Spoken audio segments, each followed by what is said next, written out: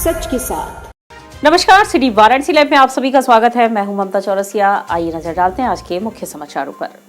22 जनवरी को अयोध्या में होने वाले रामलला की प्राण प्रतिष्ठा को लेकर रामनगर में लोग घर घर जाकर लोगों से यह अपील कर रहे हैं कि उस दिन लोग अपने आसपास के मंदिरों व घरों में दीपक जलाकर प्रभु श्री राम का कीर्तन भजन कर प्रसाद वितरण करें। प्रणाम वंदे मातरम समिति द्वारा कुदई चौकी बड़ादेव मोहल्ले में राम मंदिर आमंत्रण पत्र क्षेत्रीय जन के बीच घर घर जाकर दिया गया व लोगों को 22 जनवरी अपने स्थानीय मंदिर में पूजा अर्चना कर श्री राम मंदिर का कार्यक्रम देखने तथा शाम को सपरिवार अपने घरों में दीप जलाकर दीपोत्सव मनाने का आग्रह किया गया। कार्यक्रम में बड़ादेव मोहल्ले में निवासी पूर्व विधायक माननीय श्री श्यामदेव राय चौधरी जी को आवास पर जाकर उन्हें आमंत्रण पत्र दिया गया। कार्यक्रम का नेतृत्व अध्यक्ष अनूप जायसवाल, संचालन चंदन गुप्ता, धीरेन्द्र शर्मा, धन्यवाद मंगलेश जायसवाल, आदित्य गोयनका ने किया।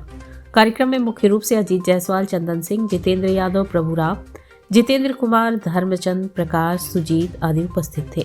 अपने व्यापारी बंधु और मोहल्ले के निवासियों के बीच अपने वरिष्ठ माननीय श्री पूर्व विधायक श्री श्यामदेव राय चौधरी जी को और श्री राम मंदिर का आमंत्रण पत्र दे करके 22 तारीख को हर घर दीपक का कार्यक्रम के लिए आमंत्रित कर रहे हैं और सभी स्थानीय मंदिरों में इस कार्यक्रम के निमित्त सुबह के प्रसारण की व्यवस्था कर रहे हैं और उनके साथ साथ शाम को दीपक जलाने का ये कार्यक्रम हम सब उस दिन करके भगवान राम के मंदिर की प्राण प्रतिष्ठा का कार्यक्रम हम सब इस काशी में रह करके ही अपने आराध्य की पूजन अर्चन करके भारत को विश्व गुरु के स्थान पर स्थापित करने के लिए उनसे प्रार्थना करेंगे। राम मंदिर का निर्माण संभव हुआ तो इसके लिए जिन लोगों ने भी अपने प्राणों की आहुति दी उन सभी के प्रति मेरा नमन है और जो इस समय माननीय मोदी जी और उनकी टीम जो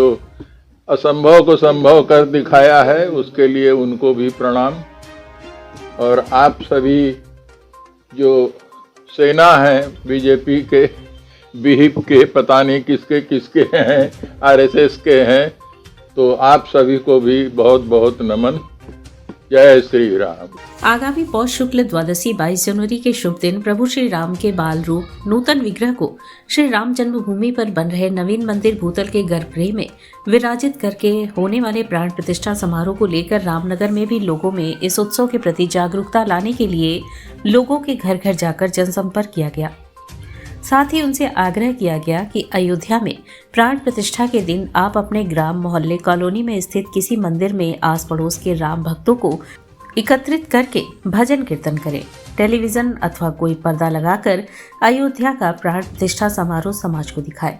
शंख ध्वनि, घंटानाद, आरती करें, प्रसाद वितरण करें। संपर्क अभियान ये पूजित अक्षत है, उसके साथ घर घर जाकर उनको निमंत्रण दे रहे हैं कि भगवान की प्राण प्रतिष्ठा 22 जनवरी को होना है, इसलिए आप भी अपने घर में उस दिन राम ज्योति जलाएं और घर के पास के पड़ोस के मंदिर को ही अयोध्या समझकर वहाँ पर भव्य कार्यक्रम में, कीर्तन में, भजन में वह शामिल हो, प्रसाद बांटे और आरती करें। सब परिवार इस कार्यक्रम में शामिल होकर इस कार्यक्रम को पूरे शताब्दी वर्ष को भव्य दीपावली मनाएं।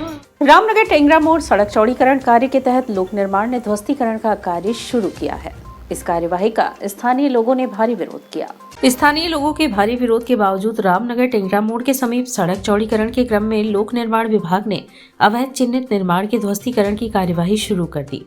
गुरुवार को दिन में करीब 1 बजे पीडब्ल्यूडी विभाग के अधिकारी एवं राजस्व विभाग की टीम भारी संख्या में पुलिस बल के साथ मौके पर पहुंचकर चिन्हित निर्माण को जैसे ही गिराने का कार्य शुरू किया, कुछ महिलाएं एवं पुरुष जेसीबी के सामने खड़े होकर इस कार्यवाही का विरोध करने लगे। उनका कहना था कि बिना मुआवजा दिए उनके मकानों को तोड़ा जा रहा है। बहरहाल वहां उपस्थित अधिकारियों कर्मचारियों ने उनकी एक न सुनी और चिन्हित भवनों के अवैध निर्माण वाले भाग को तोड़ दिया। एडीएम शासन महोदय हैं, सभी लोग हम लोगों से बात करने को कोई तैयार नहीं है। वो लोग बोल रहे हैं कि आप जाइए डीएम साहब से बात करिए और मैंने डीएम महोदय से बात किया तो डीएम महोदय ने ये कहा है कि जब हाईकोर्ट पिटिशनर है उनका नहीं किया जाएगा, हम केवल WRO जो 18 मीटर हमारा जो उनका है वही तोड़ेंगे और अगर आप हाईकोर्ट पिटिशनर है तो वो आप उनको दिखाइए कागज़, वो नहीं तोड़ेंगे। लेकिन वो कागज़ देखने को तैयार ही नहीं है। जिलाधिकारी महोदय से इनसे फिर बात कराइए। डीएम महोदय ने बात किया है उनको, वो देखिए एडीएम साहब क्या निर्णय लेते हैं। अभी जिलाधिकारी महोदय ने एडीएम साहब से बात किया, उनको निर्देश दिया क्या करना है, तो पार्षद महोदय से बात कर रहे हैं, देखिए क्या निर्णय लेते हैं। आईआईटी के छात्रा के साथ दुष्कर्म मामले को लेकर कांग्रेस नेत्रियों ने बीजेपी नेताओं को चूड़ियां भेजी हैं। वह बीजेपी को अपनी चुप्पी तोड़ने की मांग उठाई। आईआईटी में छात्रा के साथ हुए दुष्कर्म मामले में 3 आरोपियों की गिरफ्तारी के बाद लगातार विपक्षी पार्टियां भाजपा के खिलाफ मोर्चा खोले हुए हैं। इसी क्रम में गुरुवार को कांग्रेस पार्टी की महिला विंग ने प्रदर्शन करते हुए भाजपा नेताओं को चूड़ियां भेजकर अपना विरोध व्यक्त किया। कांग्रेस महिला नेत्रियों ने आईआईटी की छात्रा के साथ हुए दुष्कर्म के मामले पर भाजपा नेताओं से चुप्पी तोड़ने की मांग की है। वाराणसी के नदेसर स्थित डाकघर के बाहर पहुंची दर्जनों की संख्या में कांग्रेस नेत्रियों ने बीजेपी के खिलाफ जमकर नारेबाजी की। अपने हाथों में चूड़ियां लेकर प्रदर्शन करती हुई कांग्रेस नेत्रियां बीजेपी के शीर्ष नेताओं के घर पर चूड़ियां भेजकर प्रदर्शन किए।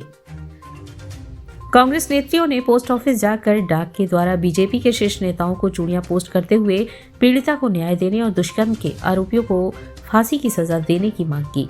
कांग्रेस महिला विंग के महानगर अध्यक्ष पूनम विश्वकर्मा ने कहा कि प्रधानमंत्री नरेंद्र मोदी के संसदीय क्षेत्र में आईआईटी में पढ़ने वाली एक छात्रा के साथ दुष्कर्म किया गया। कांग्रेस नेत्री का आरोप है कि 5 दिन बाद ही आरोपियों को चिन्हित कर लिया गया था, लेकिन उनकी गिरफ्तारी 2 महीने के बाद की गई। 5 राज्यों का चुनाव बीत जाने के बाद आरोपियों को गिरफ्तार कर खानापूर्ति की गई। कांग्रेस नेत्रियों ने मांग की है कि आरोपियों को कड़ी सजा दिए जाने के साथ ही उनके घरों पर बुलडोजर चलाया जाए। कांग्रेस के प्रदेश अध्यक्ष द्वारा पहले ही आशंका जताई गई थी, इसमें बीजेपी से जुड़े हुए लोगों का हाथ है। ऐसे में उनके ऊपर फर्जी मुकदमा दर्ज किया गया। जब यह साफ हो गया कि आरोपी भाजपा आईटी सेल से जुड़े हुए लोग हैं, तो उन पर से फर्जी मुकदमा हटाएं। पोस्ट ऑफिस पे माननीय प्रधानमंत्री जी, माननीय गृह मंत्री जी और माननीय मुख्यमंत्री जी को ये चूड़ियां भेंट करने के लिए महामना की बगिया में 1 नवंबर को जो घृणित कार्य उनके द्वारा पोषित गुंडों द्वारा किया गया है, एक बच्ची के साथ बलात्कार किया गया है और 2 महीने तक उसे छुपा के रखा गया, उनको पोषण किया गया, उनको चुनाव प्रचार के लिए बाहर भेजा गया। जब ज़्यादा दबाव पड़ा जनता का और दूसरे पार्टियों का, तब जाकर के उनको अरेस्ट किया गया और जेल भेजा गया। इसके विरोध में हम आए हैं और उस बच्ची को न्याय दिलाने के लिए हम आए हैं। हमारे प्रदेश अध्यक्ष माननीय अजय राय जी के ऊपर जिस प्रकार फर्जी मुकदमे लगाए गए हैं और उनको मानहानि का केस किया गया है और विश्वविद्यालय में पढ़ने वाले बच्चों के खिलाफ जिस प्रकार मुकदमे लगाए गए हैं, उसका भी विरोध करने के लिए हम आए हैं। प्रधानमंत्री जी को और मुख्यमंत्री जी और गृह मंत्री जी, बाकी लोगों को हमारी मांग है कि हमारे प्रदेश अध्यक्ष जी से वो तुरंत मुकदमे हटाए जाएं, विश्वविद्यालय के बच्चों से मुकदमे हटाए जाएं, उस बच्ची को न्याय मिले और जिन्होंने ये घृणित कार्य किया है उन्हें तत्काल फांसी दी जाए। जेल जाना कोई बड़ी बात नहीं है, जेल तो बहुत लोग जाते आते हैं। और यहाँ वक्त चला है एक छोटे से ब्रेक का, मिलते हैं ब्रेक के बाद। सच के साथ क्या कहते हैं आपके सितारे, कैसा जीवन होगा आपका, होगी हर मुश्किल आसान, है हर परेशानी का निदान। आप बने रहिए हमारे साथ और हम बताएंगे आपके भविष्य का हाल। प्रत्येक मंगलवार रात्रि 8:30 बजे से सिर्फ सिटी वाराणसी लाइव पर।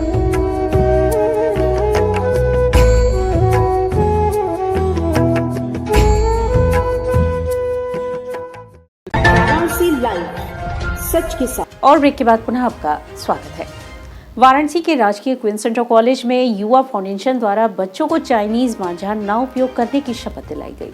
प्रतिबंधित खतरनाक चाइनीज मांझे को लेकर वाराणसी प्रशासन सख्त हो गया है।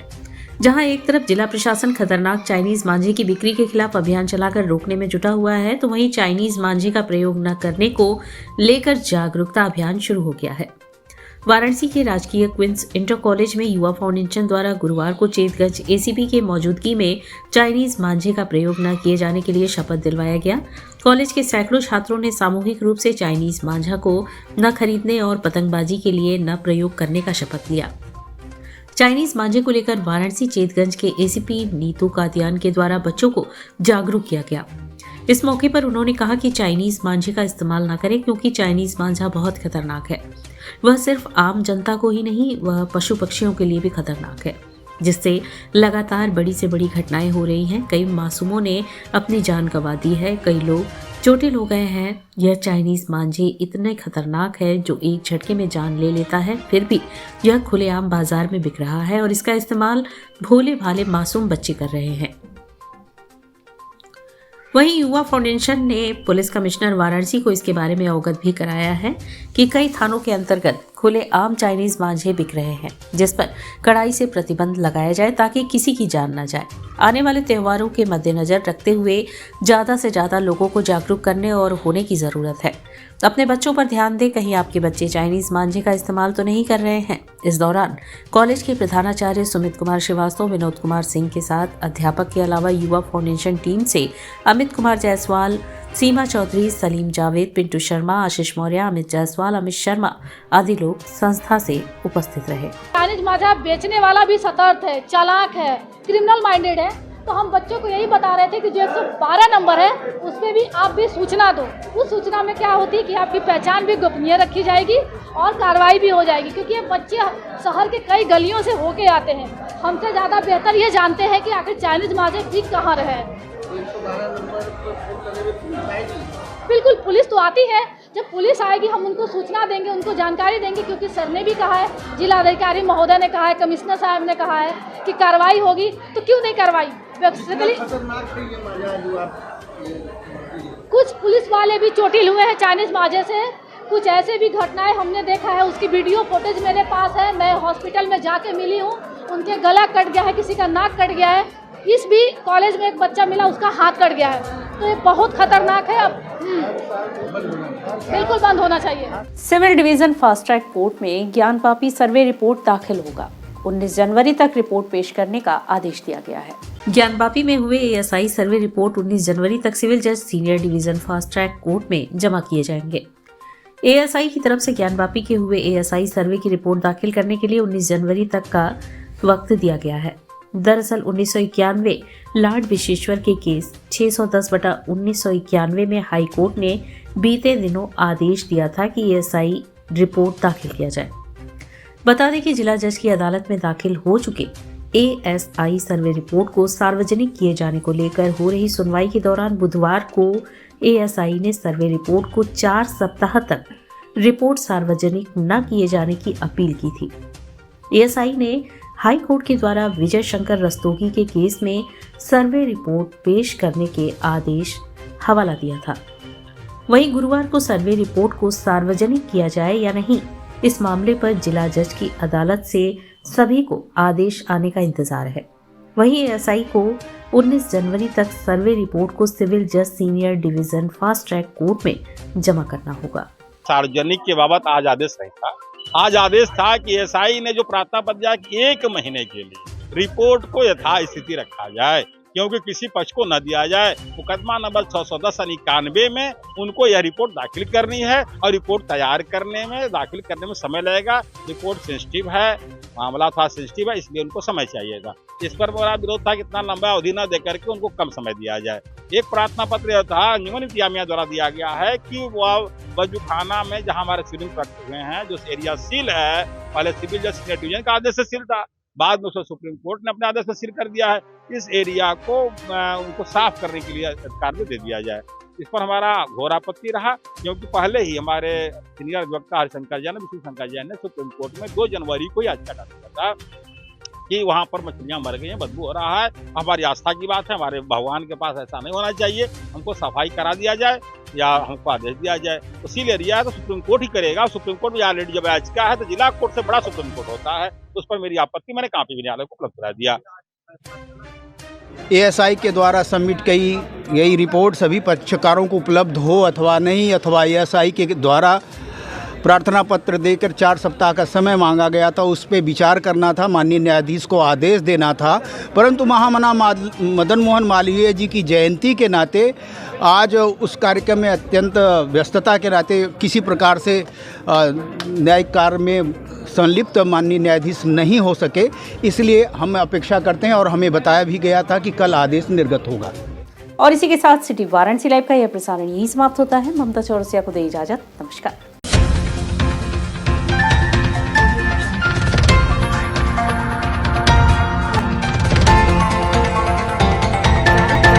लाइव सच के साथ।